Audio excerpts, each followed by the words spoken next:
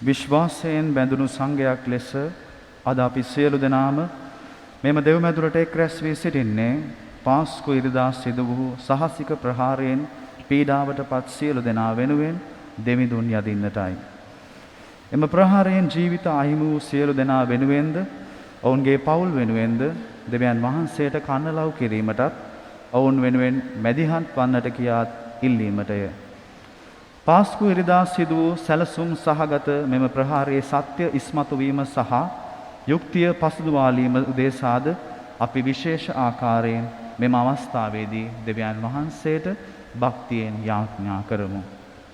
කොච්චිකඩේ ශාන්තාන්තෝනි දේවස්ථානයේ, කටුවපිටිය ශාන්ත Sebastian දේවස්ථානයේ, Madakalapuwa සියෝන් දේවස්ථානයේ සහ හෝටල්වල සිදු වූ පිපිරීම් වලින් වියෝ වූ සහ තුවාල ලැබූ අපගේ ආදරණීය සහෝදර සහෝදරියන්ගේ ජීවිත වෙනුවෙන් දෙවියන් වහන්සේට කන්නලව් කරන අතරම යුක්තිය උදෙසා අප නගන හඬ ස්වාමින් වහන්සේට බාර දෙමු.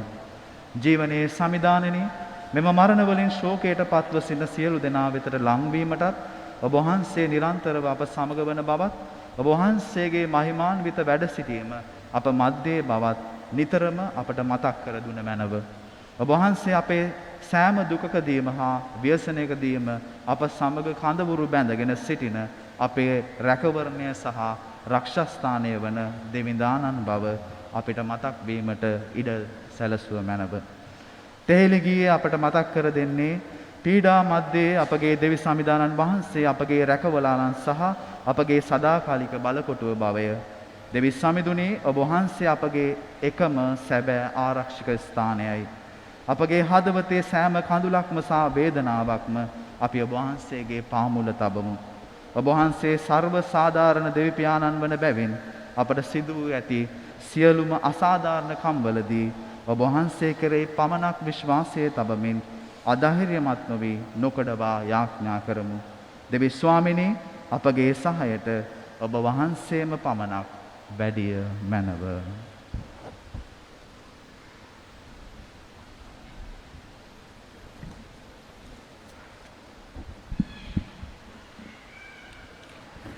இன்று பாஸ்கா ஞாயிறு குண்டு தாக்குதலில் உயிரிழந்த மக்களுக்காகவும் காயப்பட்ட மக்கள் அனைவருக்காகவும் விசேட விதமாக மன்றாடுவோம். கொச்சிக்கடை புனித அந்தோணியார் திருத்தலம், கட்டுவாப்பிட்டிய புனித செபஸ்தியார் ஆலயம், சியோன் தேவாலயம் மற்றும் சுற்றுலா விடுதிகளில் இறந்து போன எம் சகோதர சகோதரிகளின் ஆன்ம இளைப்பற்றுக்காக ஜெபிப்போம். நீரே எங்கள் கடவுளாகிய ஆண்டவர், சோதனைகள் மத்தியிலும் நீரே எங்கள் புகலிடம். எங்கள் ஒவ்வொருவரனது கண்ணீரையும் எங்கள் ஒவ்வொருவரது கவலைகளையும் பாதம் வைக்கின்றோம். எல்லாவற்றையும் விட நாங்கள் உம்மை நம்புகின்றோம். எங்களை கைவிடாது எங்கள் கவலைகள் கண்ணீரை போக்கி எமக்கு ஆறுதல் தர வேண்டும் என்று நீதியின் உறைவிடமாகிய உம்மை பார்த்து மன்றாடுகின்றோம்.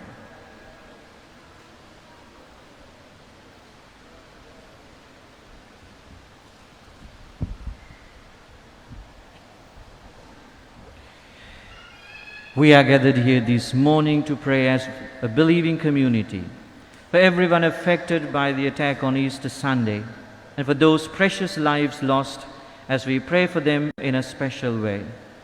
We also continue to pray for the emergence of truth and justice at the Easter Sunday's massacre. As we mourn the loss of our beloved brothers and sisters at St. Anthony's Church Kochikade, St. Sebastian's Church Katuapitiya, Zion Church Batiklo and hotels, we surrender our supplication for the justice to the Lord. We earnestly intercede before the Lord to draw near to all who are grieved by these deaths and to remind us of your closeness and your presence, reminding us that you are always with us through tragedy and catastrophe.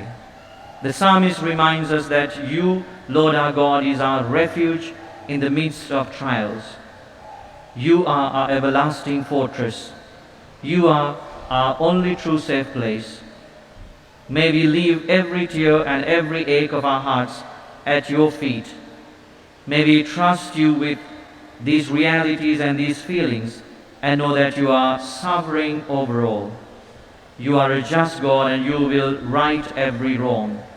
Help us to trust you always and help us to seek you in everything. May we find comfort in you, our mighty God.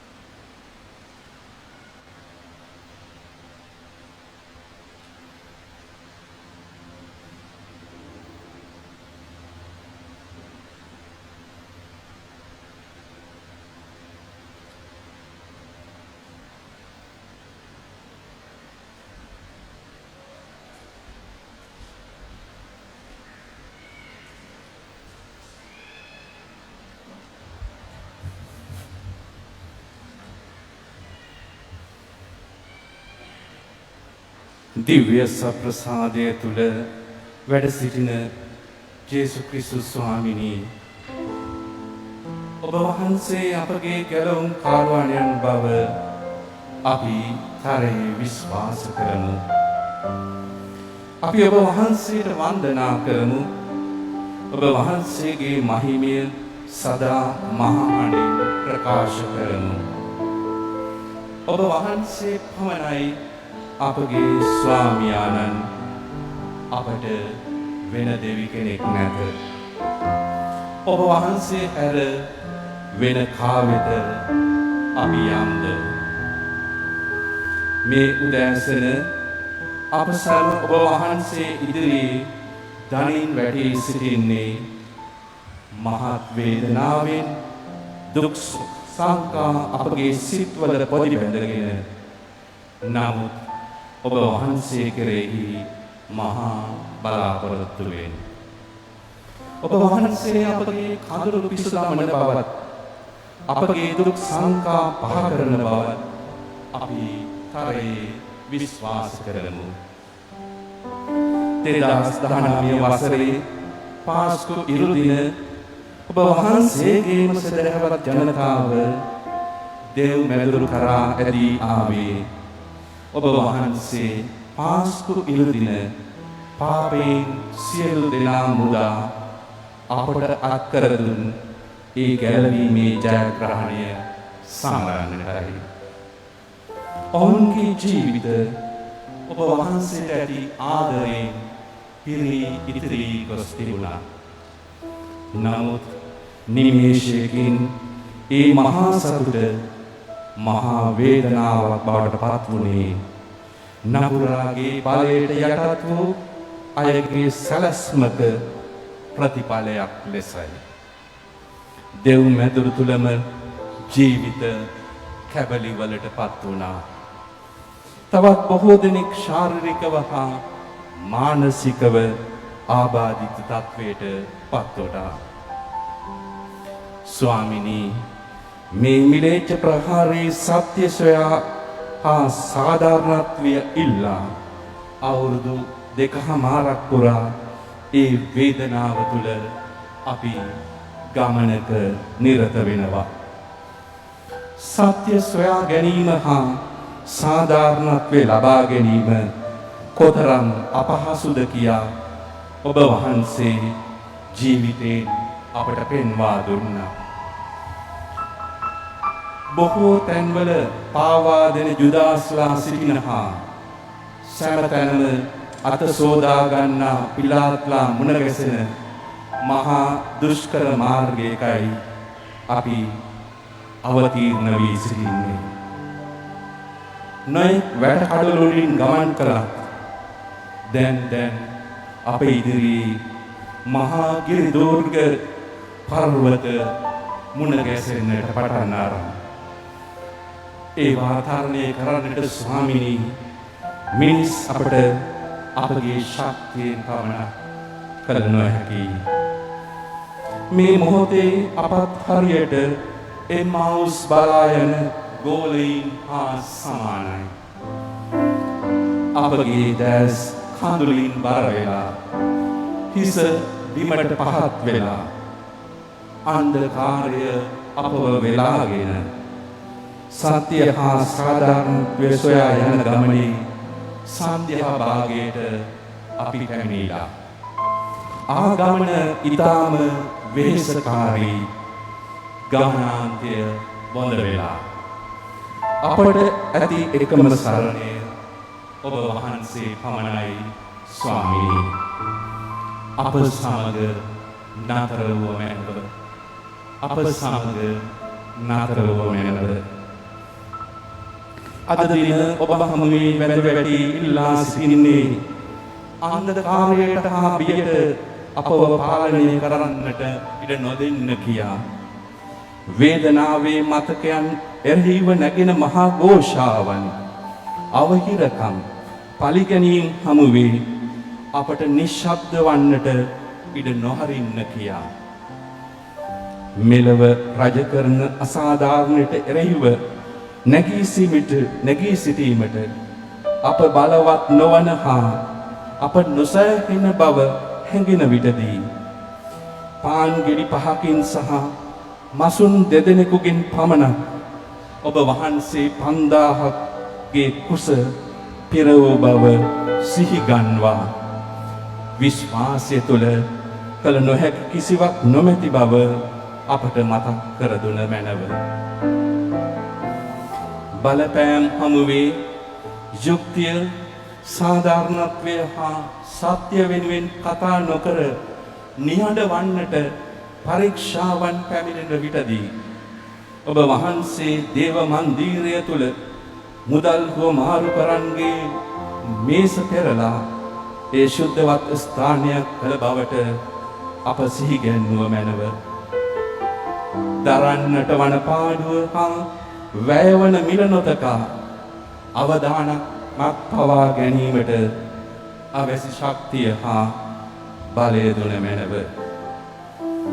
We ask you, Lord, for grace to be our best ourselves in this journey towards truth and justice.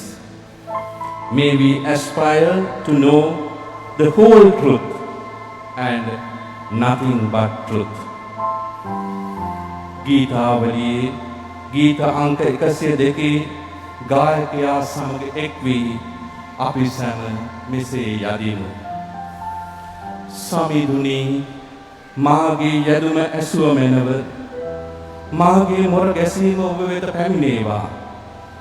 ඔබගේ මුහුණ මාගෙන් සඟවා නොගත මැනව මාගේ දවස් දුම්මෙන් පහවෙයි. මාගේ ඇටකටු ගිනි උදුනක් මෙන් දැවෙයි. මාගේ සිත තනකොළමින් වියලී ඇත. ආහාර ගැනීමට මට රුචියක් නැත. මම මහා හඬින් සුසුම් ළමින් සිටිමි. මම නොනිදා සිටිමි. නමුත් සමිඳුනි ඔබ මාගේ ශක්තියය මාගේ පලියය අපගේ පිළිසරණ ඔබ වහන්සේය. ඔබගේ දෙනෙත යුක්තිය පෙනේවා. ඔබේම දෙනෙත රත්නාසේ අප රැකගත මැනව. ඔබ හැර වෙන කා වෙත යම්ද සර්ව බලති සමිදානන් වහන්සේ ඔබමය. ඔබ වහන්සේට සදා ප්‍රශංසා වේවා. ආමේන්.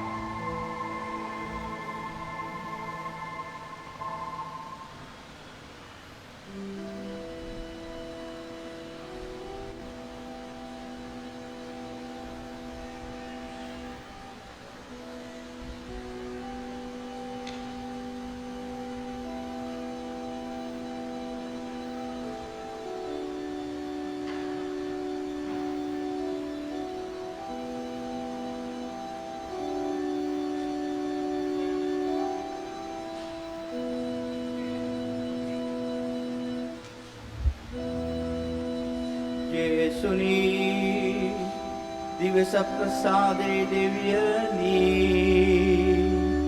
අපි ඔබ වහන්සේට වන්දනා කරමු. යේසුනි දිවස ප්‍රසාදේ දෙවියනි අපි ඔබ වහන්සේට වන්දනා කරමු. යේසුනි සුවසානේ සමිඳුනි අප සිත් සුවපත් කර මැනව. යේසුනි සුවසානේ සමිඳුනි අප සිත් සුවපත් යේසුනි පීඩිතවන්ගේ සැනසෙල්ලෙනි අප ජීවිත ශක්තිමත් කළ මැනව. යේසුනි පීඩිතවන්ගේ සැනසෙල්ලෙනි අප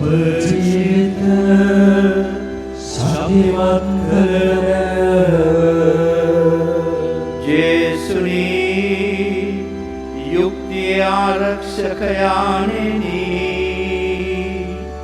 අප රට තුළ යුක්තිය තාවුරු කළ මැනව ජේසුනි යුක්තිය ආරක්ෂකයාණෙනි අප රට තුළ යුක්තිය තාවුරු කළ මැනව ජේසුනි ජීවනයේ සමිධානෙනි අප සැම නව ජීවනයෙන් පුරවාලුව මැනව ජේසුනි ජීවනයේ සමිධානයෙනි අප සැම නව ජීවනයෙන් පුරවාලුව මැනව ජේසුනි සත්‍යද මාර්ගයද වන සමිධානෙනි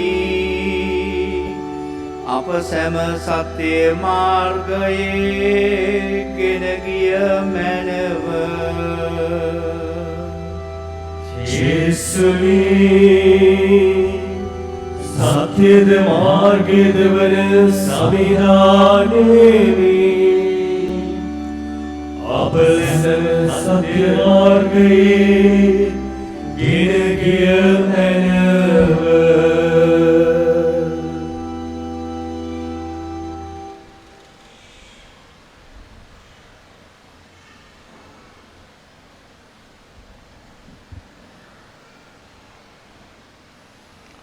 ස්වාමින් වහන්සේ ඔබ සමග වනසේක්වා සමගද වනසේක්වා ලූක්තුමාගේ ශුද්ධ වූ සුවිශේෂයෙන් උපුටාගත් කොටසකි.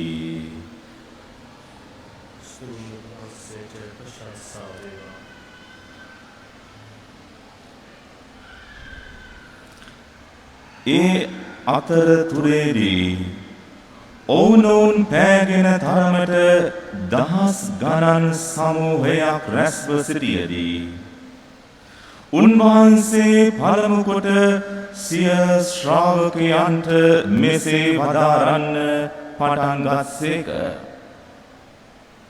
පරිසීවරුන්ගේ කුහකකම නැමැති මුහුන් වලින් පරිස්සම් වන්න.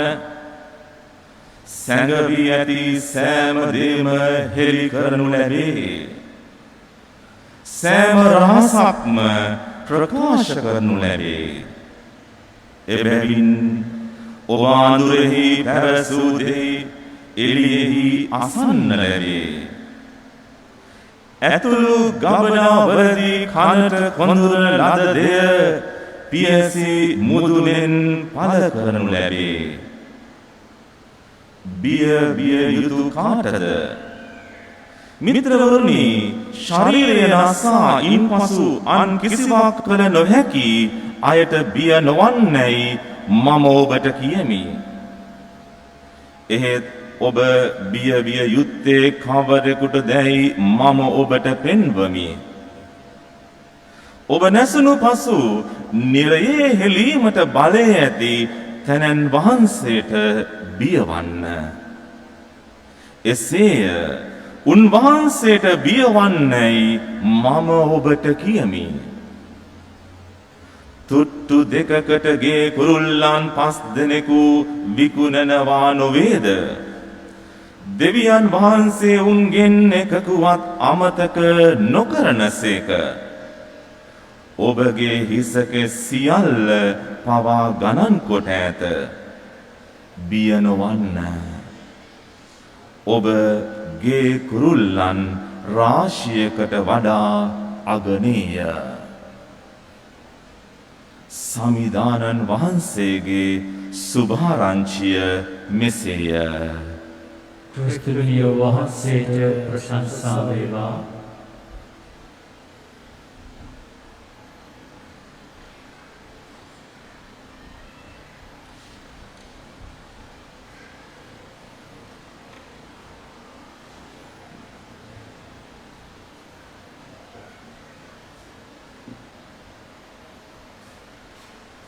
ක්‍රිස්තුමන් තුළ මා ප්‍රියාදර සහෝදර සහෝදරියනි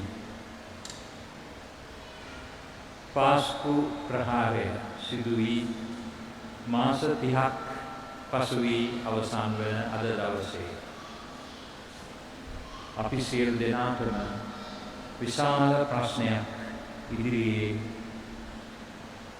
කල්පනා කරන්න සිදු වෙලා තියෙනවා.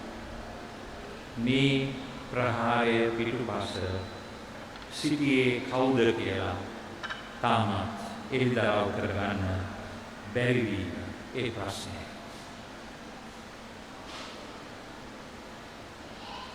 මේ වසරේ මාර්තු 8 වෙනිදා මා හමුවීමට පැමිණි එදා සිටි නීතිපතිතුමා මට කීවේ මේ සිදුවීම සෑහෙන දුරට සංවිධානාත්මකව කරනු ලැබූ සිදුවීමක් බවයි. එය ත්‍රස්තවාදීන් 7-8 දෙනෙකු කළ දෙයක් කියලා කියන්නට බැරි බව ඊට වඩා දීර්ඝ සැලසුමක් මේ ප්‍රහාරයේ පිටුපස තියෙන බව පෙනෙන බවත් එතුමාම සඳහන් කළා. ඒ නිසා තමන්ට ලැබුණු ජනාධිපති කොමිෂන් සභා වාර්තාව සහ ඒ සියලු පිටපත් හොඳින් කියවා බලා කටයුතු කරන්න අදහස් කරන බව ප්‍රකාශ කළා. දැන් මේ කොමිෂන් සභා වාර්තාව ඒ කියන්නේ එහි වෙළුම් 22ක් හා ඊට අදාළ ලියකියවිලි නීතිපතිතුමාට බාර දීලා මාස 9ක් වෙනවා. තවමත් මේ වාර්තාවේ ජන සමාජයට මුදා හැර ඇත්තේ එක වෙළුමක් පමණයි.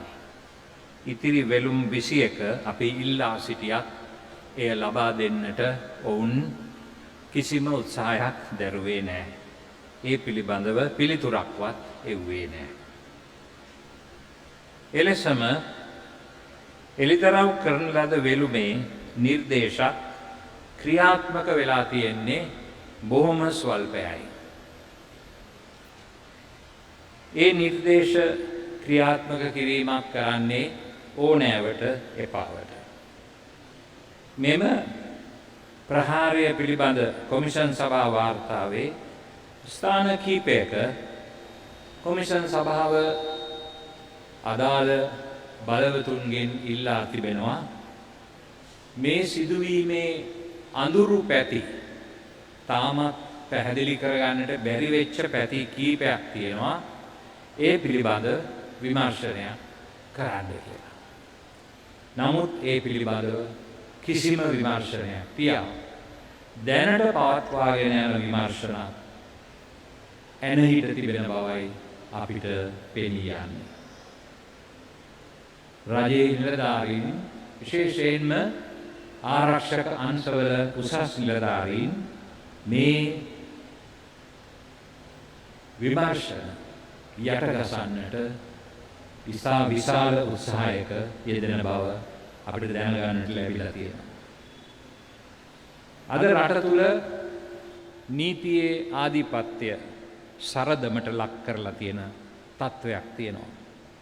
එක රටක් එක නීතියක් කියා පොරොන්දු වුණාට Tamanගේ අයට එක නීතියකුත් අනිත් අයට තව නීතියකුත් ක්‍රියාත්මක කරමින් තිබෙනවා. නීතිය බාරව ඉන්න අයත් මේ කුමන්ත්‍රණයේ කොටස්කරුව බවට පත්වෙමින් පවතිනවා. Tamanගේ හිතවතුන් චෝදනා ලැබූ විට ඔවුන් නිදහස් කරන්නට නිදොස් කොට නිදහස් කරන්නට කටයුතු කරමින් සිටින අතර Tamanගේ විරුද්ධවාදීන්ට වරදක් නොවුනත් දඬුවම් ලබා දීමට අදාළ උදවිය කටයුතු කරමින් පවතිනවා. මේ තත්වය තුල පාස්කු ප්‍රහාරය පිළිබඳ කොමිෂන් සභාවේ නිර්දේශ ක්‍රියාත්මක කරගන්නට අපට මේ පරිපාලන ව්‍යුහය තුලින් ඉඩකඩ ලැබෙන්නේ නැති බව පැහැදිලි වෙලා තිබෙනවා. මේවා එලෙස සිද්ධ වන්නේ මේ ගැන අපට ලබා දුන්නු පොරොන්දු සියල්ලම කඩ කරමින් තමන්ට සුදුසුයි කියලා හිතෙන දේ පමණක් තෝරා බේරාගෙන තමන්ට යම්කිසි විදිහක පීඩනයක් ගෙන දෙන දේවල් තියෙනවා නම් ඒවා වහලා දාලා මේ ප්‍රහාරය පිළිබඳ විමර්ශන යටපත් කරන්නට ඒ අය කටයුතු කරමින් සිටිනවා. මෙන්න ප්‍රහාරයෙන් අවුරුදු 2.5ක් ගිය තැන අපිට මේ වින්දිතයන්ගේ පවුල්වල අයට පීඩාවට ලක් වුණු අයට සිදු වෙලා තියෙන දේ. මේ විනාශය නිසාදෝ අපේ රටට ලොකු ශාපයක් උදා වෙලා තියෙනවා. අපේ රට තුල කවදාක්වත් නොදුටු ආකාරයේ විනාශකාරී වාතාවරණයක් ගොඩනැගෙමින් පවතින. අපේ ජනතාව බොහෝ දෙනෙකුට මේ රටේ ජනතාව බොහෝ දෙනෙකුට සතුටින් ජීවත් වෙමින් සිටි බොහෝ දෙනෙකුගේ ජීවිත අන්ධකාරයට ඇද දමලා තියෙනවා. බොහෝ දෙනෙකුට Tamanගේ ජීවිතයේ එදිනෙදා වේලක් හොයාගෙන ජීවත් වෙන්නට තිබුණු වාතාවරණයක් නැති වෙලා තියෙනවා. හරියට නිකන් සාපයක් ඇවිල්ලා වගේ රටට. සාපයක්. හරියට නිකන් අහිංසක මිනිස්සුන්ගේ ලේ මොර දෙනවා වගේ ස්වර්ගයට. ඒ වරදට වැරදි කරුවන් වූ අයට විරුද්ධව ඒ අයට මේ රට ඉදිරියට ගෙන යන්නට බැරි වෙන විදිහට ඒ සාපය ඒ අයට ප්‍රශ්නයක් බවට පත් වෙලා තියෙනවා. අසාධාරණකම, අයුක්තිය, නීතිය Tamanට ඕන විදිහට හරවා ගන්නට ඇති බලය අයුතු ලෙස පාවිච්චි කරමින් මිනිස්සුන්ගේ ජීවිත පීඩාවට ලක් කරන සමාජයක්. අනිත් අයට මොනවා වුණත් කමන්නේ අපි සතුටින් හිටියොත් ඇති කියන ආත්මාර්ථකාමී සමාජයක් අපේ රට තුල බිහි වෙමින් පවතිනවා. ආගම ධර්මය ජීවත් වන්නට අවශ්‍ය ධෛර්ය ශක්තිය ලැබිලා නැහැ ජනතාවට. අද මේ කොවිඩ් වසංගතයේ පැමිණීම තුලින් අපේ ජනතාවට පන්සලට, පල්ලියට, කෝවිලට යන්න බැරි වාතාවරණයකුත් උදා වෙලා තියෙනවා. අපේ ජනතාව අසරණම තත්වයකට වැටිලා තියෙනවා. මේක තමයි සෞභාග්‍ය. මේක තමයි ආසියාවේ ආශ්චර්යය. අපේ පාලකයන්ට මේක තේරෙන්නේ නැත්තේ කොහොමද? ඔවුන් අන්ධයෝද?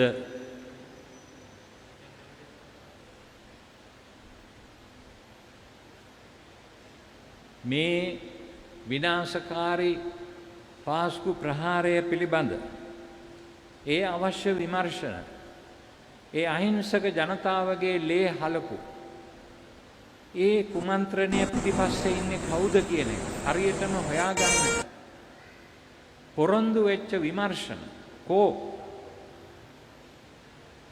ඒවා සිදු කරන්නට බැරි ඇයි? Taman නිදොස් නම්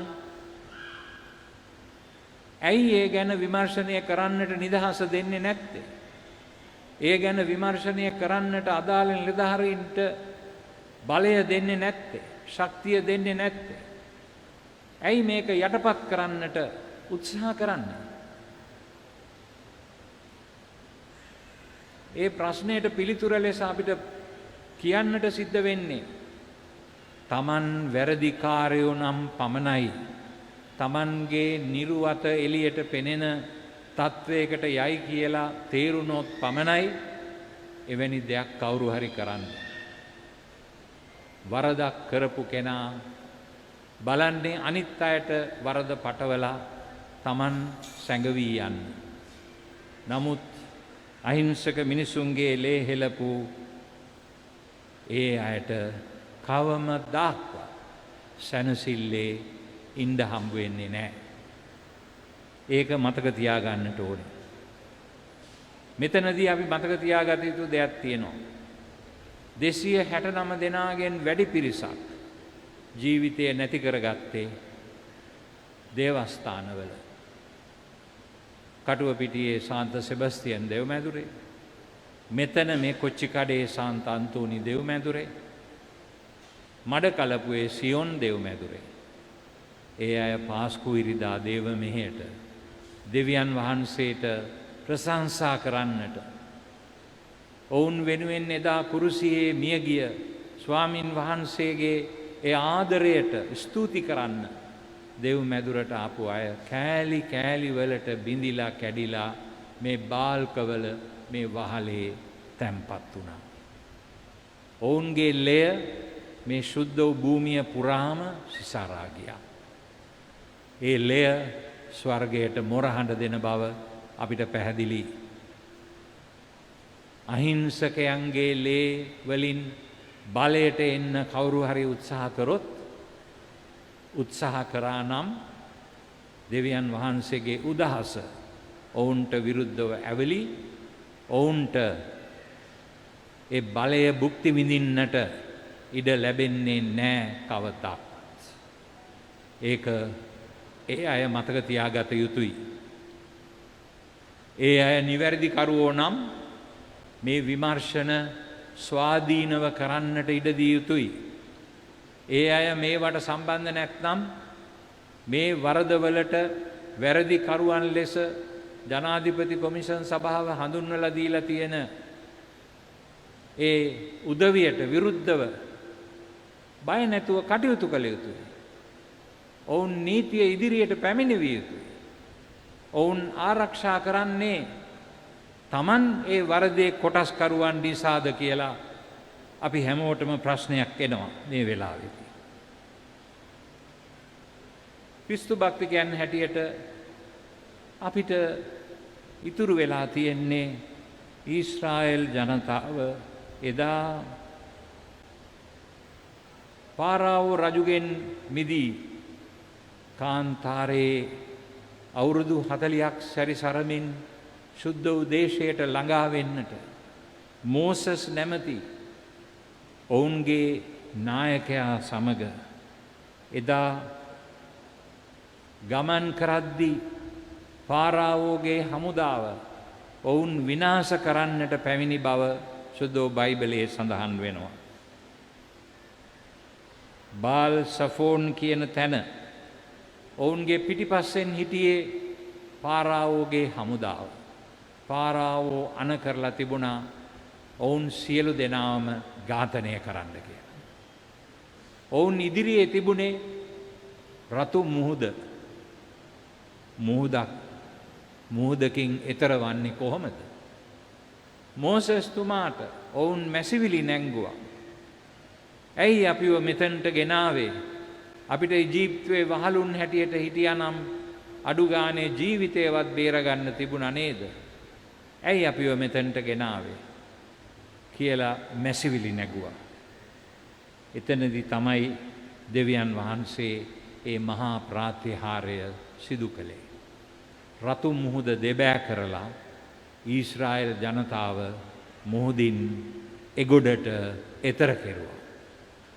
එතර කෙරුවට පස්සේ පාරාවෝගේ හමුදාව ඔවුන් පසුපස්සේ මුහුද දිගේ යනකොට මුහුද නැවතත් එකතු කරලා ඔවුන් ගිල්වා මරා දැමුවා. එදා ඊශ්‍රායෙල් ජනතාව දෙවියන් වහන්සේ තුලින් ගැලවීම අද්දුටුවේ අන්න එහෙමයි. කිසිම දෙයක් කරගන්නට බැරි වෙලාවේ මේ මිනිස්සුන්ට දෙවියන් වහන්සේ පිහිට වුණා. ඒ වගේම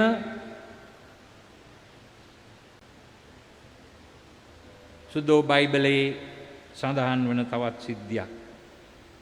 එස්තර් නැමැති කුමාරිකාව අසුවේරුස් කියන රජතුමාගේ උන්වහන්සේ නොකළ හැකි කිසිවක් නැහැ.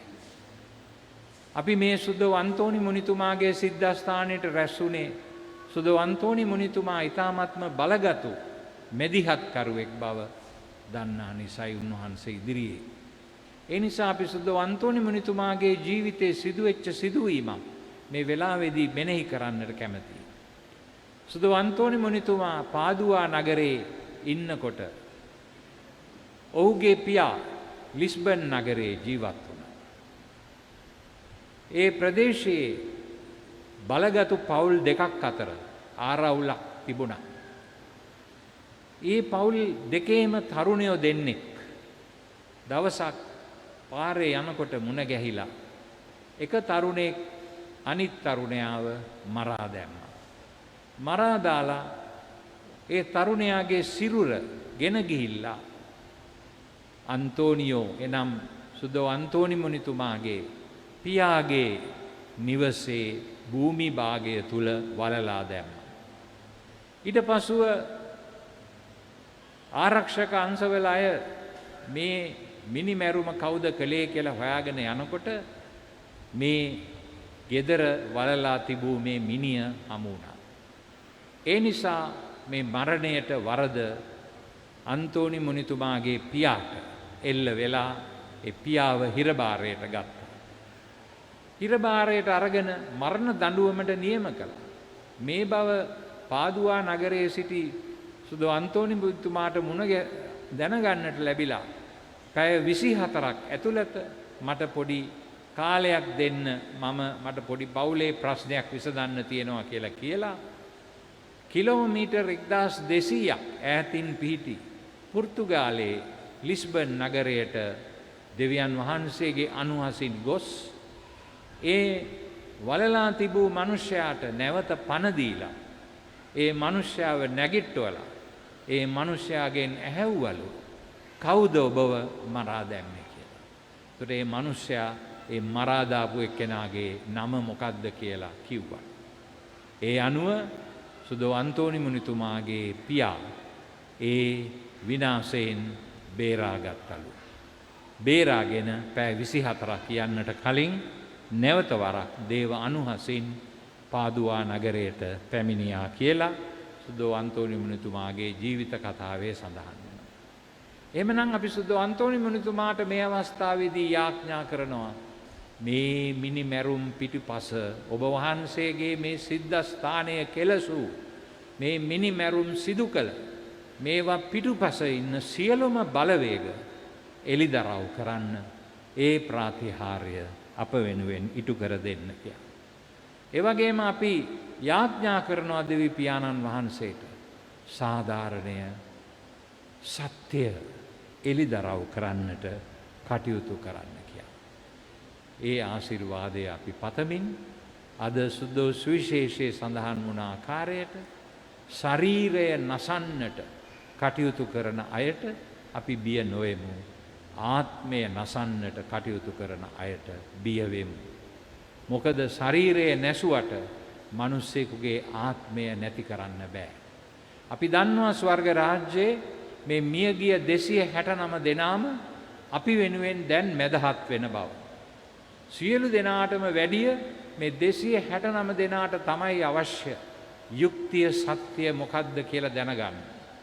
ඒ නිසා අපි මේ 269 දෙනාගෙන් ඉල්ලා සිටිනවා ස්වර්ගයේ සිටින දෙවි පියාණන් වහන්සේ ඉදිරියේ කන්නලව් කරමින් මේ විනාශය සිදු කළ සියලු දෙනාවම කවුද කියලා එලිදරව් කරලා දෙන ලෙස. ආමෙන්.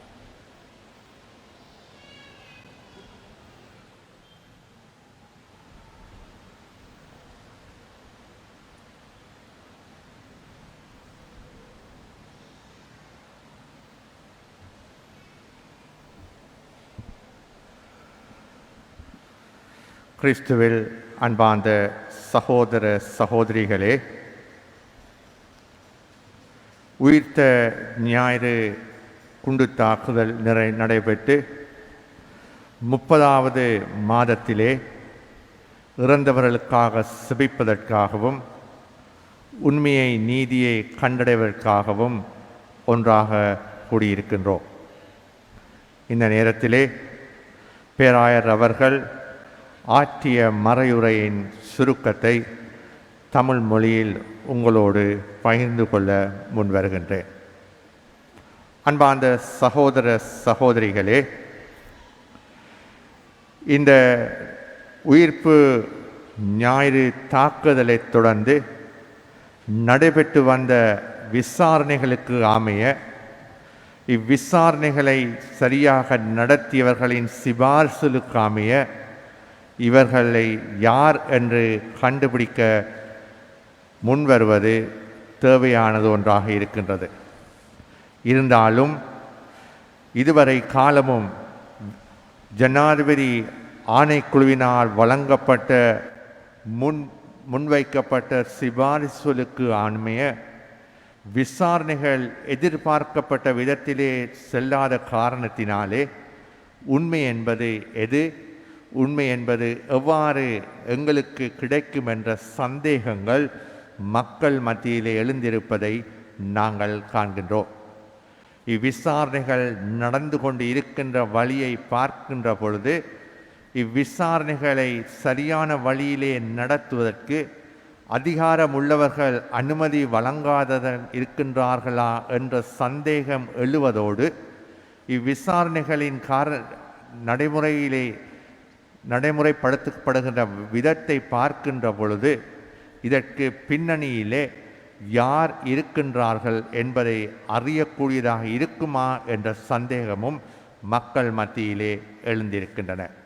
இவ்வாறான ஒரு காலப்பகுதியிலே நாங்கள் மீண்டும் மீண்டும் கேட்டு நிற்பது, நீதி எங்களுக்கு அவசியம், உண்மை எங்களுக்கு அவசியம்.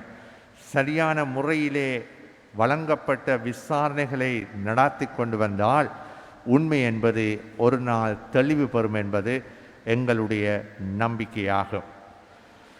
மனிதர்களை நம்பி நாங்கள் வாழ்பவர்கள் அல்ல, மாறாக இறைவனின் அன்பையும் இறைவனின் ஆசியை நம்பி வாழ்கின்றவர்கள் என்ற முறையிலே இன்றைய நாளிலே இன்று இங்கு ஒன்றாக கூடியிருக்கின்றோம். ஆண்டவர் எங்களுக்கு அந்த உண்மையை காட்டுவார், உண்மையை தெளிவுபடுத்துவார் என்ற அந்த எதிர்பார்ப்புடன் அன்பார்ந்த சகோதர சகோதரிகளே, வேதாகமத்திலே நாங்கள் காண்கின்றோம் பழைய ஏற்பாட்டிலே எவ்வாறு எகிப்திய அடிமைத்தனத்திலே இருந்து இஸ்ராயல் மக்கள் விடுதலை செய்யப்பட்டு தமக்கென வாக்களிக்கப்பட்ட தேசத்தை நோக்கி செல்கின்ற பொழுது அங்கே மோயிசன் அவர்களை வழிகாட்டுகின்றார். அந்த மக்கள் அவரை பார்த்து தாங்கள் கஷ்டப்படுகின்ற பொழுது, தங்களை எதிர்நோக்கி ஆயுத படைகள் வருகின்ற பொழுது அங்கே அவர்கள் கூக்குரல் இடுகின்றார்கள், எங்களை இங்கு கொண்டு வந்தது இறப்பதற்காகவா? அடிமைகளாக இருந்திருந்தால் அதைவிட நல்லதாக இருந்திருக்கும். இந்த பாரிய